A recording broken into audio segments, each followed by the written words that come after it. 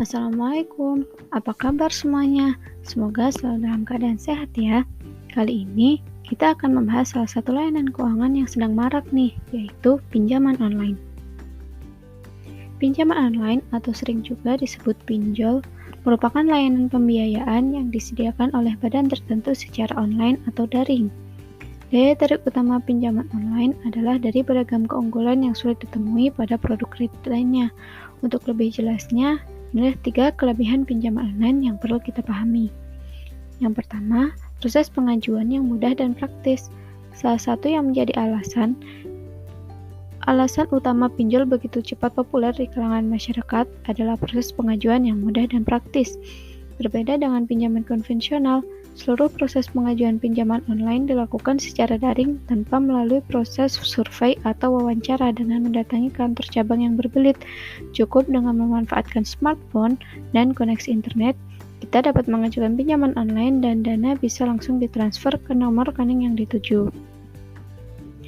Kedua, dana pinjaman dapat dicairkan secara instan. Alasan lain yang membuat banyak orang mengajukan pinjaman online adalah dana pinjaman yang dapat dicairkan secara instan, bahkan beberapa jam saja pasca pengajuan disetujui. Hal ini menjadikan pinjol sebagai alternatif yang paling tepat sebagai solusi untuk menuntaskan masalah keuangan mendesak. Beberapa tips yang perlu diketahui agar proses pengajuan dapat berjalan lancar dan mempercepat proses pencairan dana pinjaman adalah memastikan tak ada ketentuan dan dokumen persyaratan yang terlewat serta mampu memenuhi seluruhnya. 3. Syarat simpel dan anti ribet. Tak sedikit orang yang mengeluhkan sulitnya memenuhi syarat pengajuan pinjaman konvensional, terutama keharusan memberikan aset sebagai agunan atau jaminan. Berbanding terbalik, pengajuan pinjaman online dapat dilakukan hanya dengan bermodalkan beberapa berkas pribadi saja, seperti KTP, NPWP, dan slip gaji. Mungkin Anda juga dapat menyiapkan sejumlah dokumen pendukung guna memuluskan proses pengajuan. Namun, asal mampu memenuhi syarat dasarnya saja, pengajuan biasanya akan selalu disetujui oleh pihak fintech. Selayaknya produk pinjaman lainnya, pinjaman online juga memiliki sejumlah kekurangan yang wajib dipahami oleh penggunanya. Seperti yang pertama yaitu berlakunya sistem bunga harian. Berbeda dengan KTA atau pinjaman konvensional lainnya yang menerapkan bunga bulanan, tak jarang penyedia pinjaman online memasang sistem bunga harian kepada para nasabahnya. Jika mengambil tenor pelunasan singkat, mungkin metode bunga harian ini tak akan selalu membebani keuangan. Namun lain halnya saat Anda mengajukan pinjaman dengan tenor lebih panjang, bahkan hingga berbulan-bulan. Jika sampai luput dari perhitungan, bukan tak mungkin sistem bunga harian pada pinjol ini akan membuat cicilan membengkak tajam dan terlalu berat membebani keuangan. Belum lagi, risiko terkena denda saat terlambat membayar cicilan. Yang kedua, plafon pinjaman terbatas. Mudahnya proses pengajuan pinjaman online ternyata berimbas pada plafon atau limit kredit terbatas yang bisa didapatkan oleh penggunanya.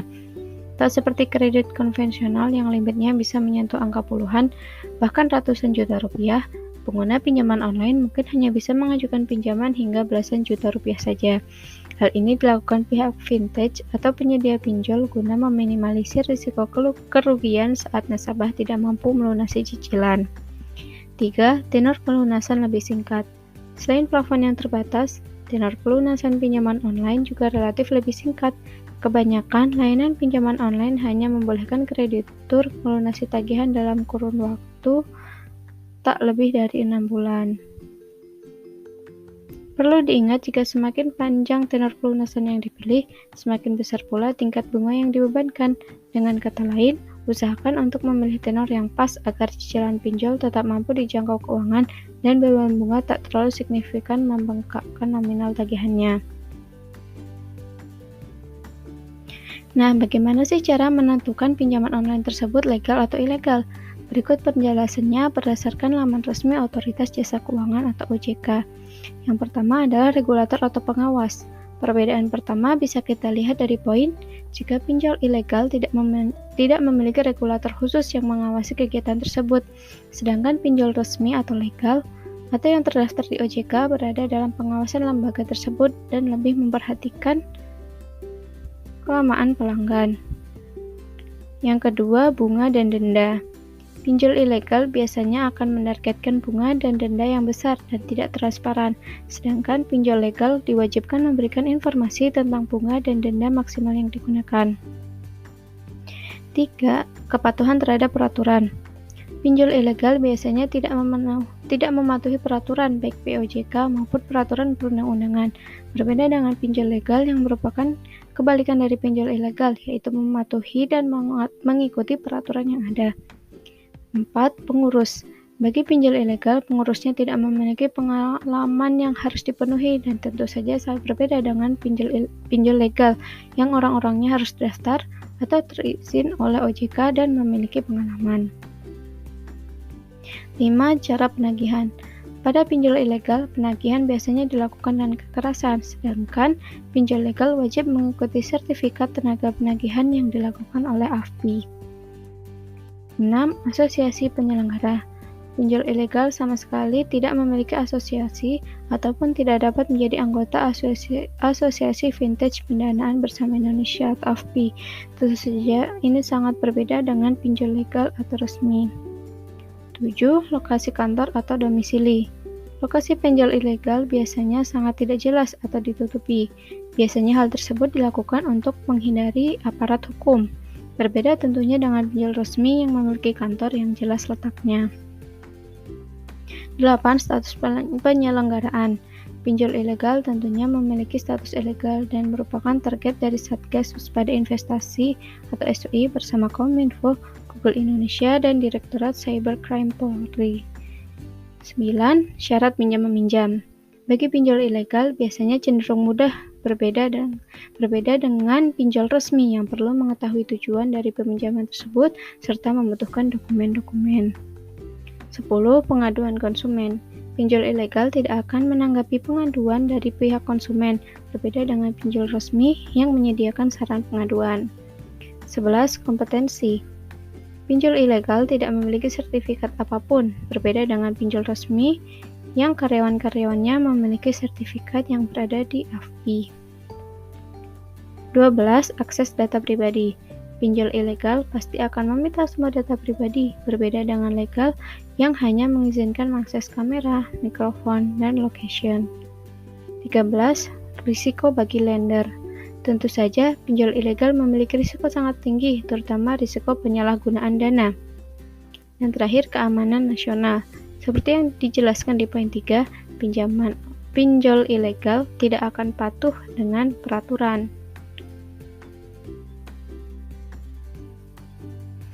Pinjaman online memang menggiurkan dari sisi jumlah pinjaman dan kemudahan.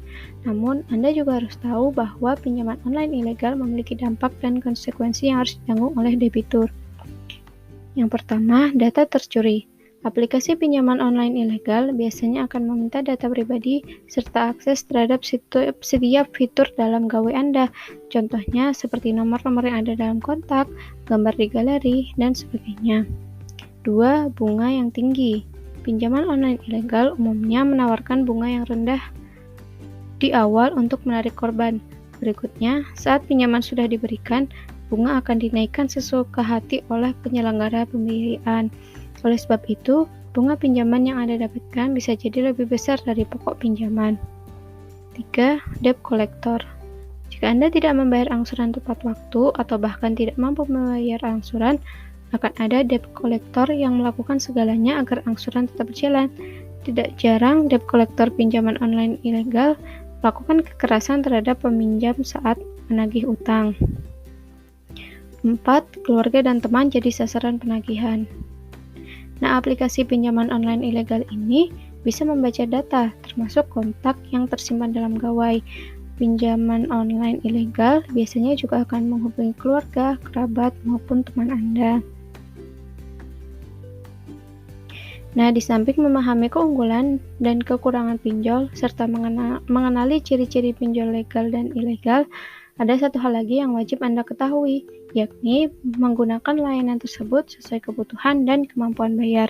Jangan sampai mengajukan pinjaman online hanya untuk memenuhi kebutuhan jangka pendek yang tidak terlalu penting, bahkan bersifat konsumtif. Sebaiknya Kita memanfaatkan kelebihan pinjaman online untuk mengatasi masalah keuangan mendesak dan tidak bisa ditunda pembayarannya.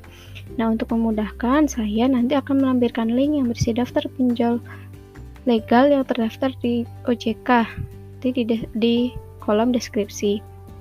Nah, itulah tadi penjelasan mengenai pinjaman online. Semoga dapat bermanfaat. Terima kasih. Wassalamualaikum warahmatullahi wabarakatuh.